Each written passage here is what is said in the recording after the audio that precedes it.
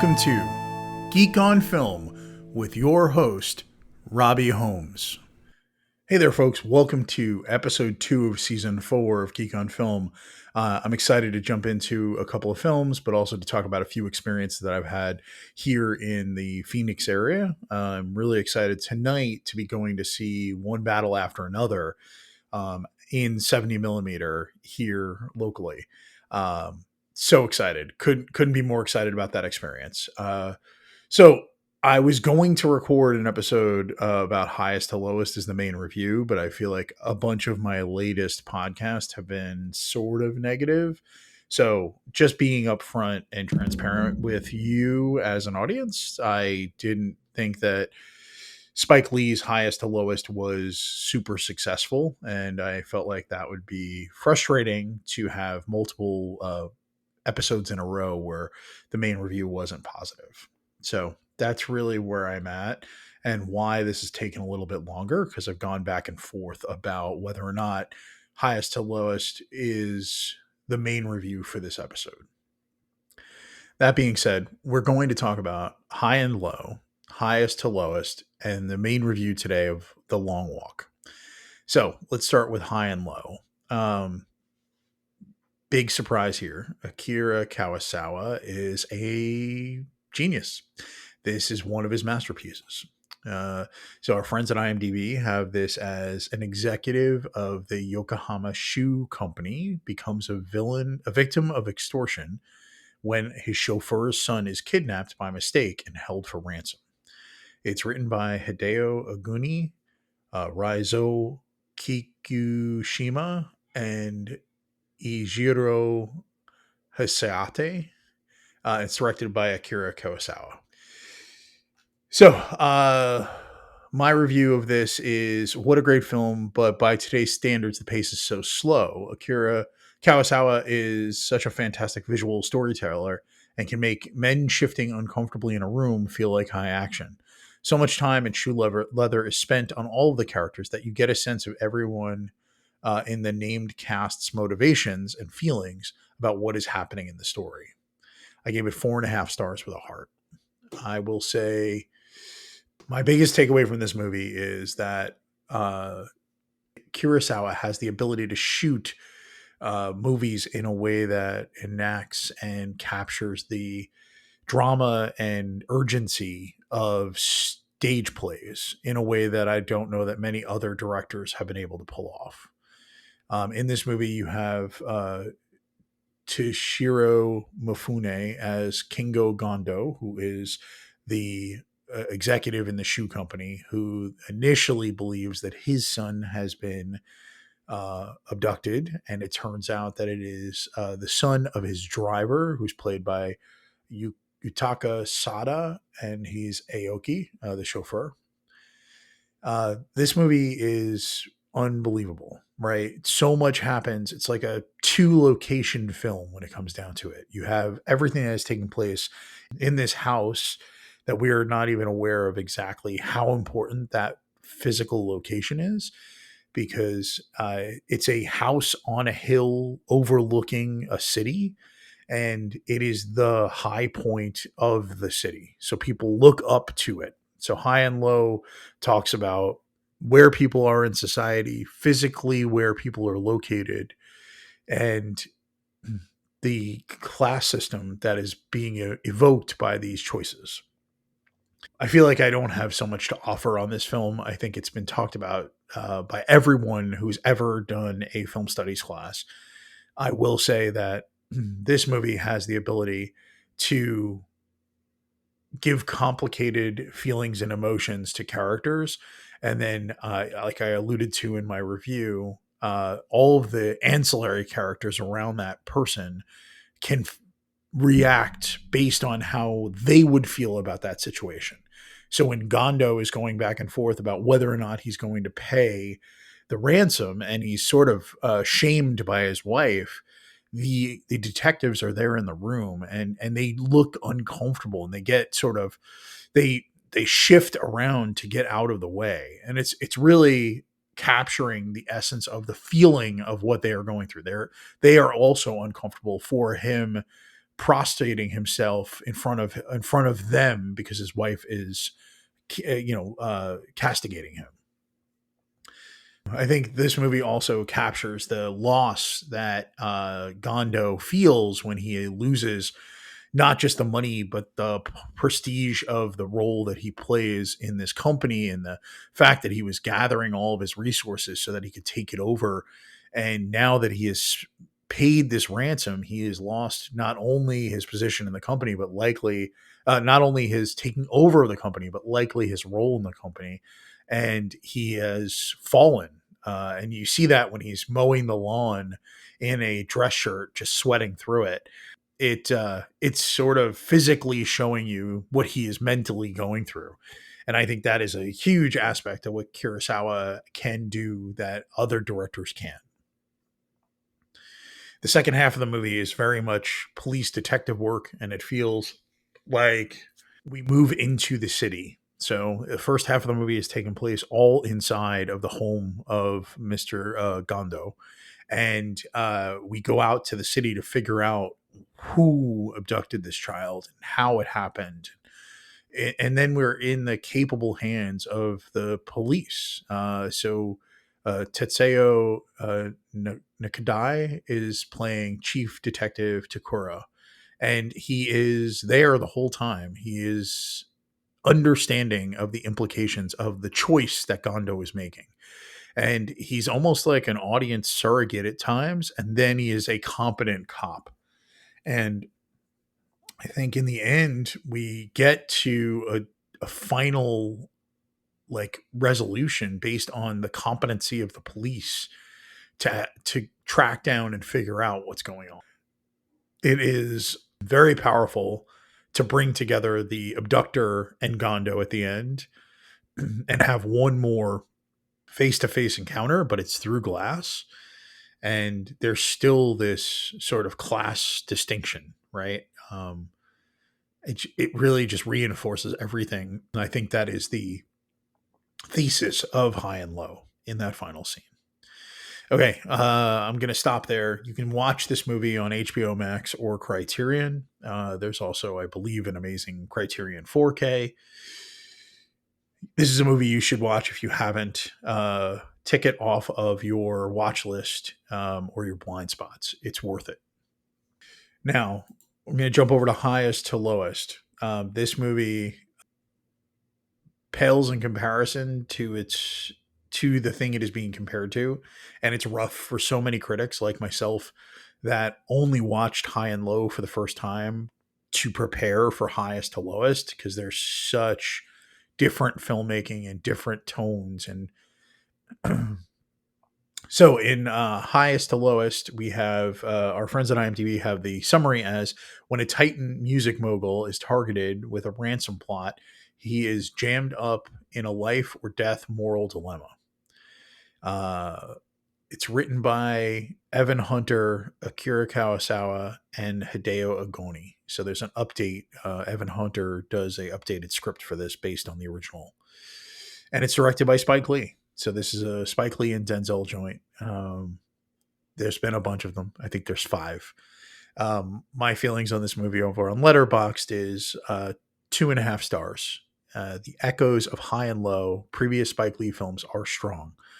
The absolute cartoonishly evil interactions of the cops with Jeffrey Wright's Paul are truly eye-roll worthy. Aesop Rocky is electric, and in most scenes, Denzel Washington looks his age and has a bursts of a younger Denzel. There are some shots in this movie that are unbelievable. The opening 4-minute sequence with the drones, and classical, the opening to Oklahoma, about effectively Spike seemingly talking about the American dream, and how David, who's played by Denzel Washington, David King, is sort of living the ultimate American dream, right? He has made it. He has created something.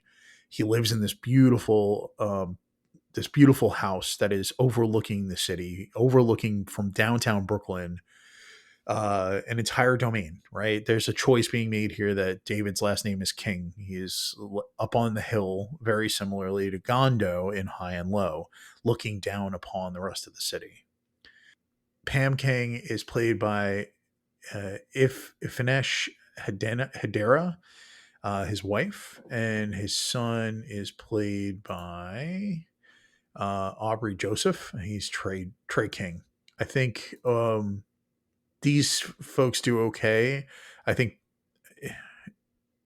they're not Denzel caliber, and I think it shows. Like there are scenes where it feels like Denzel is all by himself until he meets up with Jeffrey Wright, and that's where things get more electric. That's where the chemistry begins. And Jeffrey Wright plays Paul Christopher, who is not only David's chauffeur but his longtime friend and someone who's had uh, has been in jail in the past, is a previous felon. Um, then we cut to sort of choices being made by the director and the cinematographer and the editor about not letting us hear the phone call, which is one of the powerful things in High and Low, is we actually hear all the interactions between the kidnapper and Gondo and the police. And here, those interactions take place on a cell phone, and we, the audience, are cut out of the conversation. So we don't even hear David get the request for the ransom. This movie really allows Spike to show his love of New York and what makes New York New York. There are some really amazing sequences that take place. There's one at the Puerto Rican Day Parade. There is the train ride up to a Yankees game. It is really powerful. It is fun. It is hurting being compared, in my opinion, to High and Low.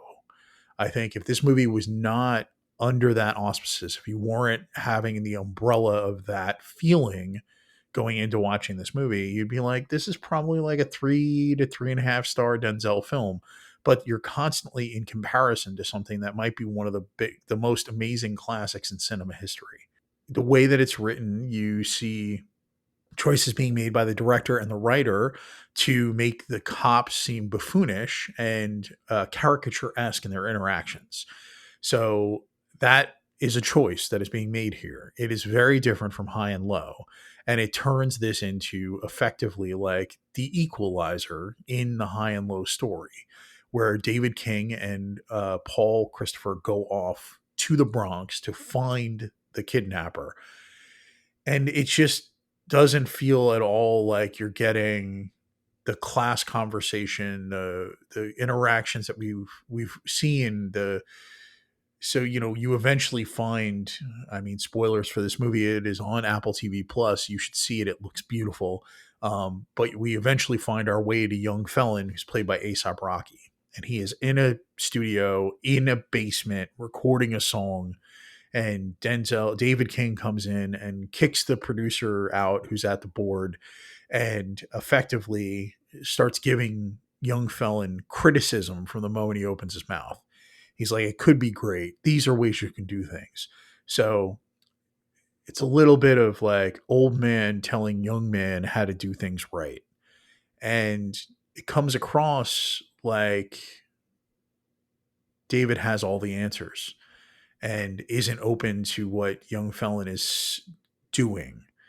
And it's interesting that that is the case, that we're going back and forth, because young felon, we find out, is has a child and he's named him David, and it is in he wants nothing more than, after spending time in jail, to be produced and work for David King's company. um their interactions are pretty amazing. I think there's a back and forth that is effectively a rap battle that I don't believe was scripted from the interviews I've heard, where Denzel is spitting verse, I think mostly from Nas, back and forth at ASAP Rocky. Um, and young felon is at one point makes the joke, "Are we in a rap battle now?" And those scenes are really good. There's so much energy going on there. There's a weird cut to like a music video in the middle of it, and after young felon has been caught, and then we cut to the ending where he wants to talk to him. So we're echoing, we're not mirroring, but we're echoing High and Low, and Young Felon wants David to now produce his album, even though he's in jail. I just think you lose all the aspects of what makes this movie what you're trying to do. Maybe I'm missing a point on what Spike was up to, but this just feels like it fell flat. It feels like you end up in the end with David back in his amazing house overlooking the city, having the music uh, pivot to sort of a beautiful R&B style ballad that makes you feel like what David is looking for is older music. It's not what the kids are doing on the streets. And it feels like it's almost like missing the point of modernization. Like it is old man telling industry what the right thing is. And I don't know if this is the way that Spike feels about the industry in general, or if it's a little bit of incrimination on Spike's part, but it just didn't land well for me, and I didn't love it. And I'm sorry to say that because I was really excited. That's why I decided not to make this the main review, because I felt very uncomfortable with where we land, and I didn't want that to be the main review for an episode. Uh, it's worth watching. I think the problem comes up against its comparisons. So take all of that with a grain of salt. If you love the movie, that's great. I'd love to talk to you about it.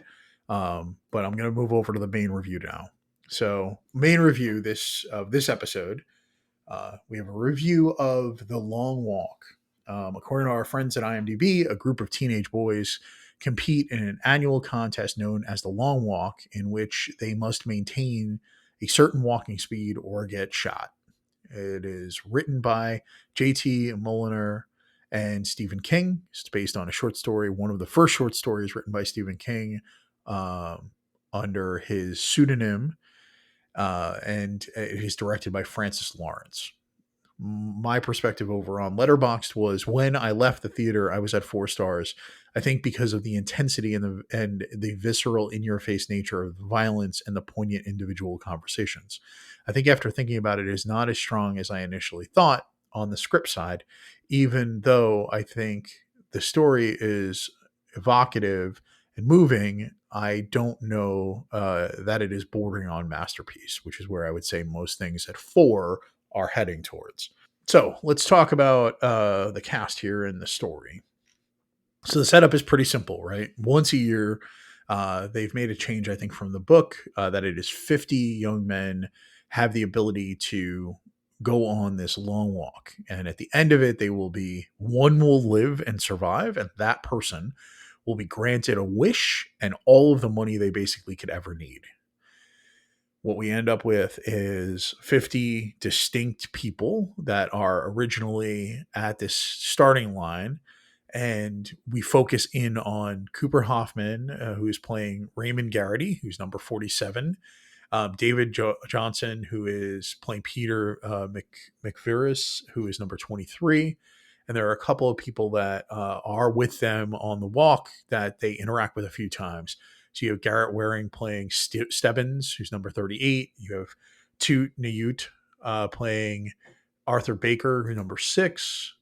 We have Charlie Plummer playing Gary Barkovich. Ben Wang playing Hank Olson. Jordan Gonzalez playing Richard Harkness. Joshua Ojek playing Collie Parker, number 48. I think the person that is in this movie that is surprising, there's like 2 other final ones. I would say Roman Griffin Davis plays Curly. And then we have Judy Greer playing Ginny Garrity, who is um, Cooper Hoffman's mother. And she's in the movie Small Moments, and it's really interactive. And she's really good in those scenes. And the one that is surprising, I didn't even realize it was him until later. Mark Hamill is playing the Major. So he's playing this sort of gruff, over the top, caricature-esque military man. We focus in on Garrity arriving with his mother in a car to this opening up of all these men sitting on the ground. And we quickly see that he and Peter, David Johnson's character, are interacting, and it's sort of a two-hander with about 48 friends around.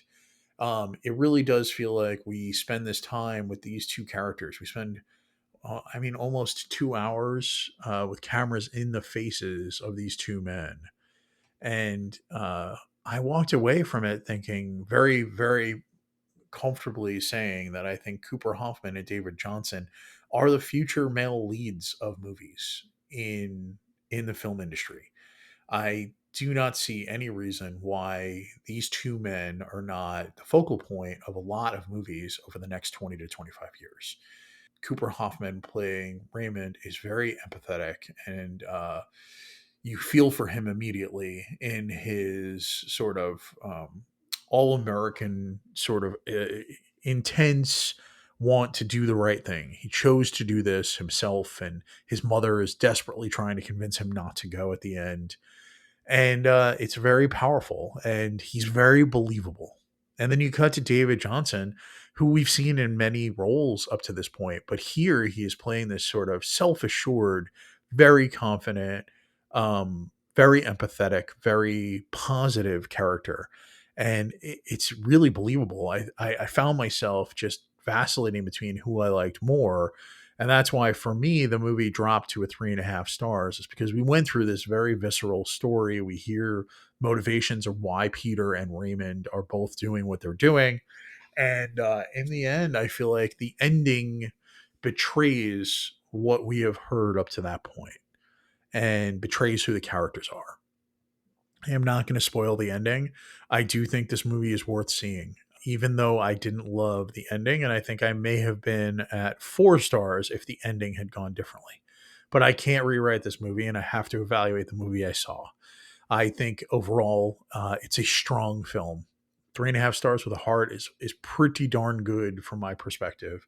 And I think that what we have here is a showcase, almost like films like The Outsiders and Rumblefish. We're going to look back at this movie as a place where we saw an awful lot of young men who are, or young actors who are going to be the center of Hollywood and beyond for a while. I like this movie. I would say it was absolutely positively as intense and as um, over the top in its, not over the top, in its bracing, unflinching approach to violence. And I think if you're okay with it, it lets you know in the first like 6 or 7 minutes if you can hang with this movie. But I think you should. It's worth seeing, and it's worth it for their performances. Mark Hamill as the Major is fun, but he's a caricature. We don't get a chance to see much of Mark Hamill, and it actually probably has more of an impact on the legacy of this film that he was a part of it. All right, I'm going to stop there. Thank you so much for listening. I look forward to getting to a podcast later this week about One Battle for Another. Super excited to go see that tonight. I will also talk about Megadoc, which is the documentary that was made at the same time and during the shooting of Megalopolis, which was fascinating. And I will talk to you folks soon. Thank you so much for listening. Have a good day. Go to the movies. Go see something cool. See The Long Walk, or sit on your couch and watch High and Low, and Highest to Lowest. It's worth watching. Okay. Thank you so much. Have a great day. Bye bye. This has been a Geek Gone